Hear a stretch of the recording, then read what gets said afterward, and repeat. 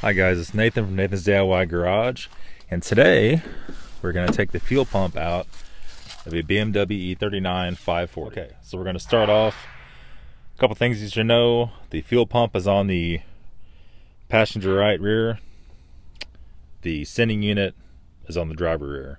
The sending unit in this car is already out. I don't know if you can see it or not. There we go. And what I'm doing, this car is going to scrap. So the tank has two different parts. They're connected in the middle with the transfer pump. This transfer pump is not hooked up, so I have to manually siphon each side out here. So obviously, first thing we're going to do is pull the back seat out the bottom. And this one's already out. You're just going to grab it on the corner. You can see the hook right there. You're going to pop it up on each side. You're just going to pull it up and out.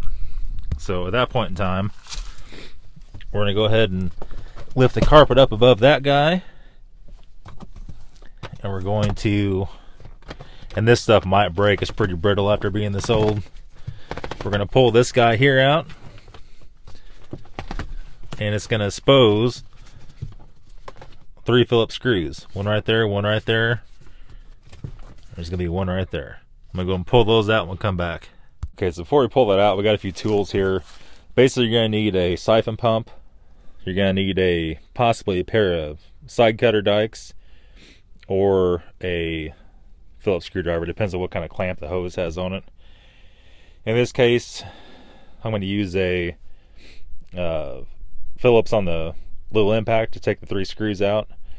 And if we have a Phillips screw on the hose clamp that has been replaced, we're going to use this.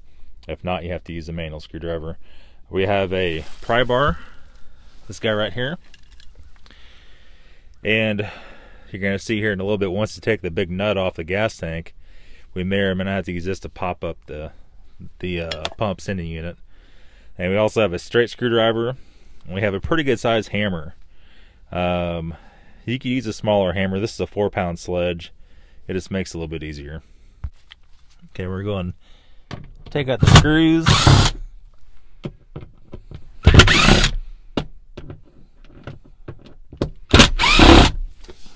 Okay, we're going to lift this guy out. Obviously pick up your screws. This is a parts car. It doesn't really make any damn difference. Flip it up like so. And you're going to want to unplug the pump. This guy is going to slide out this way. It's going to slide over like that. You're just going to pick it up out of there like that. After that's picked up out of there, you can flip this over out of the way. It's going to expose your pump. Now we can tell right away that this unit has not been out. You can see the factory clamp right here. That's a one-time use clamp from the factory. If you have a hose clamp up here with the Phillips head on it, then you know it has been replaced, or at least has been out before. Let's see if I can do it one-handed. To get these one-time use clamps off, I like to take the pair of side cutters, and we're going to clamp on this guy right here. Let me see if I can do it. The camera not getting out of focus. Okay, we're going to squeeze right there. We're going to wiggle it gently. While we're wiggling and squeezing, try not to break off the plastic nipple. We're going to try to squeeze and gently break it off, or possibly cut through it. If you guys have a better pair of cutters than I got, they'll probably cut it right off. There we go. Throw that piece off to the side. Sorry about the shaky camera. I'm holding it with one hand and prying with the other. Okay, so you can see right now we cut off the end. So we're just going to bend this guy out and release it like that. Okay. Now once you pull the hose off, you can pull the clamp off and toss it. So if this guy here is loose, which he is not, you're not gonna be able to pull it off if he's that tight. So I'm gonna show you how to fix that. Okay, and you guys are gonna use this for any kind of hose you can't get off. Obviously, if you pull on that hard enough, you're gonna snap the plastic fitting off. You can use this in the older cars that do not have push lock fittings. It works on pretty much anything. You're gonna grab it with a pair of, in this case, channel locks. You could use vice grips, pliers, anything that'll do it. You're gonna grab it like this, and you're going to, let's see if I can do it here. You're going to twist it, and you can hear it creaking and cracking and breaking loose. And when you turn it, that breaks the seal. Let me see if I can get in here and pull it off now. Yep. Come right off pretty easy. And at that point, we're not breaking that. We don't have any problems except gas leaking out everywhere. Okay, so now the most important step is we're going to get in here and we're going to take the straight screwdriver and we're going to put it on these nipples. What we're going to do, we're going to drive this thing counterclockwise. So it's standard thread. Those things don't want to focus. There we go. You can see them a lot better now. There's little notches all around here. We're going to, first of all, you don't have to do this. I like to spray WD-40 all on here. It seems like it comes off a little easier. And it's going to take some pretty good force. And if you happen to break one of these off, don't worry about it. There's a whole bunch more on there. Okay, so here we are back again. And what I did is took the big hammer and got it loosened up. Now this 4-pound sledge, I bought this at, I think it was Lowe's. It wasn't very expensive. It was like 14 bucks. Tell you what though, guys, as far as doing ball joints and stuff like that, that is the freaking way to go. Okay, so I knocked this right loose. I'm going to take a screwdriver now that's loose. I'm going to push it like this, counterclockwise. That's going to fall off or pick that out of there before it falls down in there. Okay, now we're just going to grab a hold of this and pull. We don't really want to pull on this guy. So grab it, wiggle. It might be stuck. It is stuck. Let me grab the pry bar and I'm going to show you how to do that. Okay, so I use this little guy quite a bit. It's actually for taking door panel clips out, or interior trim clips. We're going to hear on the side, and we're just going to ever so gently pry up without breaking it. And we're just going to try to basically get it loosened up without snapping anything. Now if I remember right, this whole thing don't come out. This actually stays in, just this comes out. So after you're prying a little bit, the back has like a little clip that sticks in there. I really hate to pry on any of that stuff at all. The best way is you can just grab it and pull it out. Okay, and I'm getting it out. Some of these are real easy. Some of these are a real pain in the ass. So you can see here on the bottom, it has a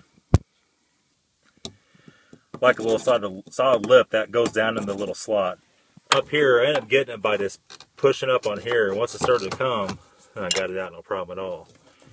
So this thing's kind of difficult to get out. We're going to go ahead and lift it out gently.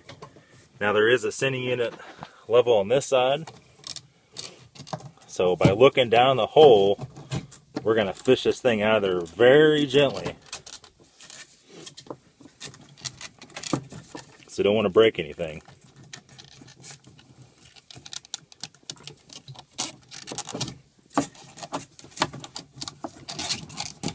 Pull the wires up a little bit first, give us a little more access. There we are. As you can see, when I pull this thing out, this is what you don't want to break. That is the level, sending level for this side of the tank. You just want to fish it out very carefully. You're going to flip this up to the side a little bit, and down here, it's going to expose your, let me get this to stay by itself. Okay, so there's two different ways you can take this out. One is to, let me just go ahead and pull it out and show you. It'd be a lot easier to do it like that.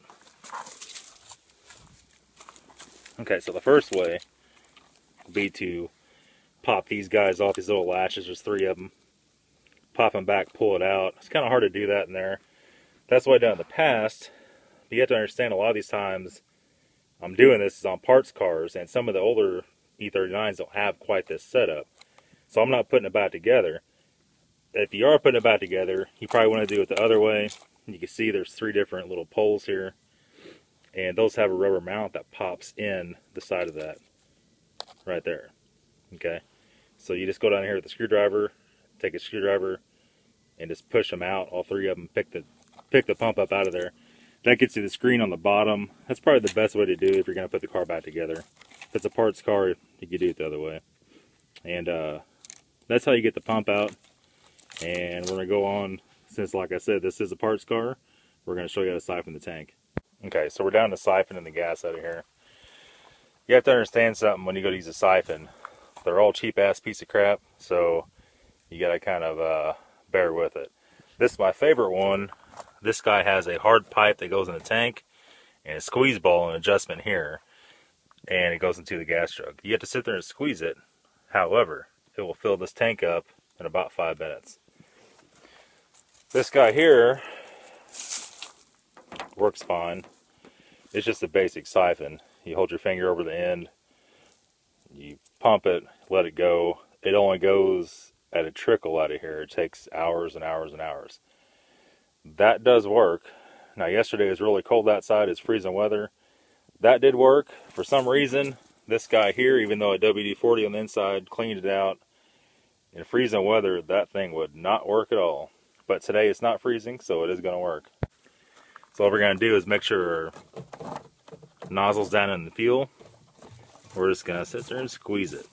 And you can see it shoots a stream that fills that hose up. It's about a, I don't know, 1/2 to 3/4 inch hose. I'm not sure what it is. Probably 1/2 inch. Do that for a few minutes and you can already go over here and tell it's already got about 2 inches of fuel in the bottom of the tank. Anyways, that's all for today's video, guys. If you like today's video, give it a thumbs up. Also, leave a comment. If you guys have any questions, leave those in the comments. Don't forget to subscribe to my channel. Also, check me out on Facebook, Instagram, and Twitter, Nathan's DIY Garage. Thank you.